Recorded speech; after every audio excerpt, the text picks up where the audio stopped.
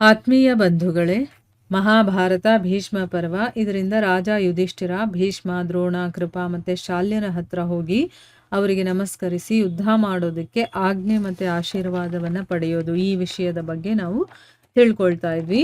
ಹೋದ ಭಾಗದಲ್ಲಿ ಭೀಷ್ಮರ ಹತ್ರ ಹೋಗಿ ಕೇಳ್ಕೊಂಡ. ಅವರು ಈಗ ನನಗೆ ಹೇಳೋದಕ್ಕಾಗೋದಿಲ್ಲ, ಮುಂದೆ ಯಾವಾಗಾದ್ರೂ ಬಾ ಅಂತ ಹೇಳ್ತಾರೆ.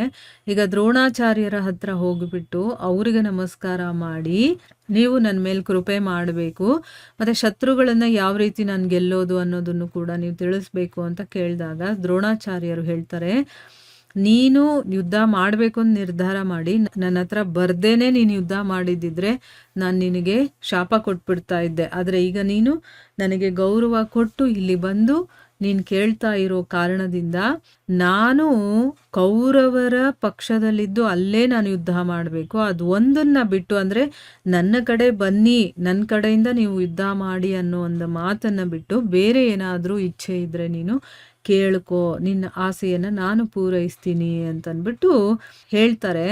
ಮತ್ತೆ ನಾನು ಯುದ್ಧವನ್ನು ಕೌರವರ ಕಡೆಯಿಂದ ಮಾಡಿದ್ರೂ ಕೂಡ ನಿನಗೇ ವಿಜಯವಾಗಬೇಕು ಅಂತ ಕೂಡ ನಾನು ಇಷ್ಟಪಡ್ತೀನಿ ಅಂತ ಕೂಡ ಹೇಳ್ತಾರೆ. ಅದಕ್ಕೆ ಯುಧಿಷ್ಠಿರ ಹೇಳ್ತಾನೆ, ಬ್ರಾಹ್ಮಣರೇ, ನೀವು ಕೌರವರ ಕಡೆಯಿಂದನೇ ಯುದ್ಧ ಮಾಡಿ, ಆದರೆ ನಾನು ಈ ರೀತಿಯ ವರವನ್ನು ಬೇಡ್ತೀನಿ. ನನಗೇನು ವರ ಬೇಕು ಅಂತಂದರೆ, ನೀವು ನನ್ನ ವಿಜಯವನ್ನು ಬಯಸಬೇಕು ಮತ್ತು ನನಗೆ ಉಪಯುಕ್ತವಾದಂತಹ ಮಾರ್ಗದರ್ಶನವನ್ನು ಕೊಡಬೇಕು. ನೀವು ಅವ್ರ ಕಡೆಯಿಂದನೇ ಮಾಡಿ, ನೀವು ಏನು ನನ್ನ ಕಡೆ ಬರೋದೇನು ಬೇಡ. ಆದರೆ ನಿಮ್ಮಿಂದ ನಾನು ವರ ಬಯಸೋದು ಏನಪ್ಪ ಅಂತಂದರೆ, ನಾನೇ ಗೆಲ್ಲಬೇಕು ಅಂತ ನೀವು ಅಂದ್ಕೊಳ್ಬೇಕು ಮತ್ತು ನನಗೆ ಉಪಯುಕ್ತವಾಗಿರುವಂಥ ಕೆಲವೊಂದು ಮಾರ್ಗದರ್ಶನವನ್ನು ಕೊಡಬೇಕು ಅಂತ ಕೇಳ್ಕೊಳ್ತಾನೆ. ಆಗ ದ್ರೋಣಾಚಾರ್ಯರು ಹೇಳ್ತಾರೆ, ರಾಜನೇ, ನಿನ್ನ ಸಲಹೆಗಾರ ಸ್ವಯಂ ಶ್ರೀಕೃಷ್ಣನೇ ಆಗಿದ, ನಿನಗೆ ಸಲಹೆ ಕೊಡುವಂಥವನು ಯಾರು? ಕೃಷ್ಣ. ಅದಕ್ಕೋಸ್ಕರ ನಿನ್ನ ವಿಜಯವಂತೂ ನಿಶ್ಚಯವಾಗಿದೆ. ಅವನೇ ನಿನ್ನ ಸಲಹೆಗಾರ ಅಂತಂದಮೇಲೆ ನೀನು ಸೋಲೋದಕ್ಕಂತೂ ಸಾಧ್ಯನೇ ಇಲ್ಲ. ನಿನ್ನ ಜಯವಂತೂ ನಿಶ್ಚಯವಾಗಿದೆ. ನಾನು ನಿನಗೆ ಯುದ್ಧಕ್ಕೋಸ್ಕರ ಆಜ್ಞೆಯನ್ನು ಕೊಡ್ತೀನಿ, ಯಾಕಂದರೆ ಅವರು ಗುರುಗಳಲ್ವಾ, ಅದಕ್ಕೋಸ್ಕರ ಇಲ್ಲಿ ಆಜ್ಞೆಯನ್ನು ಕೇಳ್ದ ಅವರು ಕೊಡ್ತಾ ಇದ್ದಾರೆ. ನೀನು ರಣರಂಗದಲ್ಲಿ ಶತ್ರುಗಳ ಸಂಹಾರವನ್ನು ಮಾಡ್ತೀಯಾ. ಎಲ್ಲಿ ಧರ್ಮ ಇರುತ್ತೋ ಅಲ್ಲಿ ಶ್ರೀಕೃಷ್ಣ ಇರ್ತಾನೆ, ಮತ್ತು ಎಲ್ಲಿ ಶ್ರೀಕೃಷ್ಣ ಇರ್ತಾನೋ ಅಲ್ಲಿ ಜಯ ಅನ್ನೋದಿರತ್ತೆ.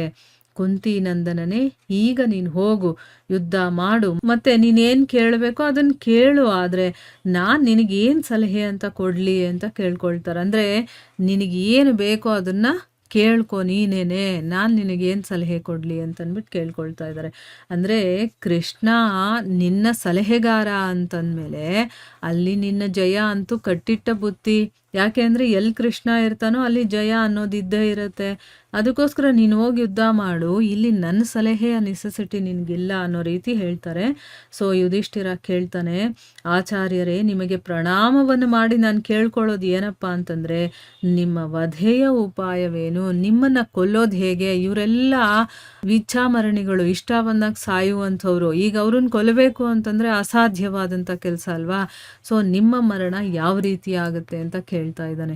ಇಲ್ಲಿ ಎಂಥ ಒಂದು ಪ್ರಸಂಗ ನೋಡಿ.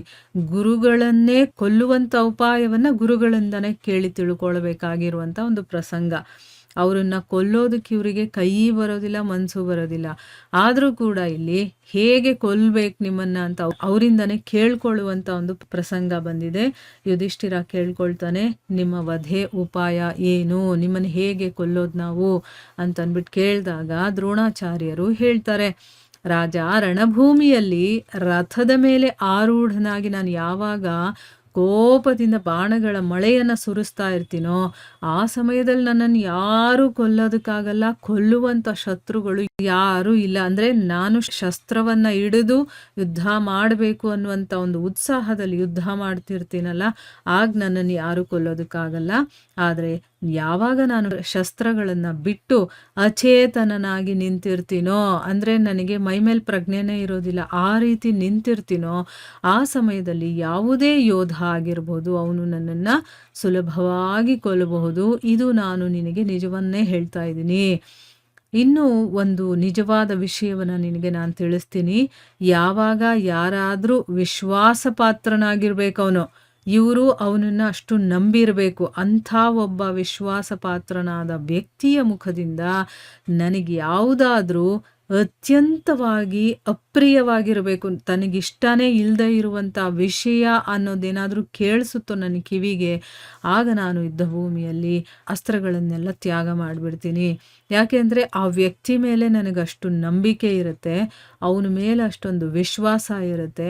ಆ ವಿಶ್ವಾಸ ಪಾತ್ರನಾದ ವ್ಯಕ್ತಿಯ ಮುಖದಿಂದ ನನಗಿಷ್ಟ ಆಗದೇ ಇರುವಂಥ ಯಾವುದಾದ್ರೂ ಒಂದು ವಿಷಯ ನನ್ನ ಕಿವಿಗೇನಾದರೂ ಬಿತ್ತು ಅಂತಂದರೆ ನಾನು ಅದನ್ನು ನಂಬಿಬಿಡ್ತೀನಿ. ಯಾಕಂದರೆ ಅವನು ಅಷ್ಟು ವಿಶ್ವಾಸ ಪಾತ್ರನಾಗಿರ್ತಾನೆ. ಆಗ ನಾನು ಯುದ್ಧ ಭೂಮಿಯಲ್ಲಿ ಅಸ್ತ್ರಗಳನ್ನು ತ್ಯಾಗ ಮಾಡ್ತೀನಿ. ಅಂದರೆ ಇಲ್ಲಿ ಒಂದು ಹಿಂಟ್ ಕೊಡ್ತಾ ಇದ್ದಾರೆ, ಏನು ಮಾಡಿದ್ರೆ ನಾನು ಆ ಶಸ್ತ್ರಗಳನ್ನು ಕೆಳಗಡೆ ಇಡ್ತೀನಿ ಅಂತ. ಯಾಕೆಂದರೆ ಅವ್ರು ಯಾರ ಕಡೆ ಇರ್ತಾರೋ ಆ ಕಡೆ ಕಂಪ್ಲೀಟಾಗಿ ಅವರು ಯುದ್ಧ ಮಾಡ್ತಾರೆ. ಶಸ್ತ್ರಗಳನ್ನು ಹಿಡಿದ್ರು ಅಂತಂದರೆ ಅವ್ರನ್ನ ಯಾರು ಸೋಲ್ಸೋದಕ್ಕೆ ಆಗೋದಿಲ್ಲ ಅಂದಮೇಲೆ ಕೊಲ್ಲೋದಕ್ಕೆ ಸಾಧ್ಯನಾ? ಇಲ್ಲ. ಅದಕ್ಕಿಲ್ಲಿ ಒಂದು ಹಿಂಟ್ ಏನು ಅಂತಂದರೆ, ತುಂಬ ವಿಶ್ವಾಸ ಇರುವಂಥ ವ್ಯಕ್ತಿ ನನಗಿಷ್ಟ ಆಗದೇ ಇರುವಂಥ ಒಂದು ವಿಚಾರವನ್ನೇನಾದರೂ ಹೇಳಿದಾಗ ಅದನ್ನು ನಂಬ್ತೀನಿ ನಾನಲ್ವಾ. ಅದಕ್ಕೋಸ್ಕರ ಆ ಸಮಯದಲ್ಲಿ ನನ್ನ ಕೈಯಿಂದ ಶಸ್ತ್ರಗಳು ಕೆಳಗಡೆ ಬೀಳ್ತವೆ. ಆಗ ನಾನು ಶಸ್ತ್ರಗಳನ್ನು ಹಿಡ್ಕೊಳ್ಳೋದಿಲ್ಲ ಅಂತ. ಯಾವಾಗ ಶಸ್ತ್ರಗಳನ್ನು ಅವ್ರಿಗೆ ಹಿಡ್ದಿರೋದಿಲ್ವೋ ಆಗ ಅವನು ಹೊಡಿಬೋದು. ಆಯಿತಾ? ಈ ಮಾತನ್ನು ಕೇಳಿಸ್ಕೊಳ್ತಾನೆ. ಮುಂದೇನಾಗುತ್ತೆ ಅಂತ ನಾವು ಮುಂದಿನ ಭಾಗದಲ್ಲಿ ತಿಳ್ಕೊಳ್ಳೋಣ. ಹರೇ ಕೃಷ್ಣ.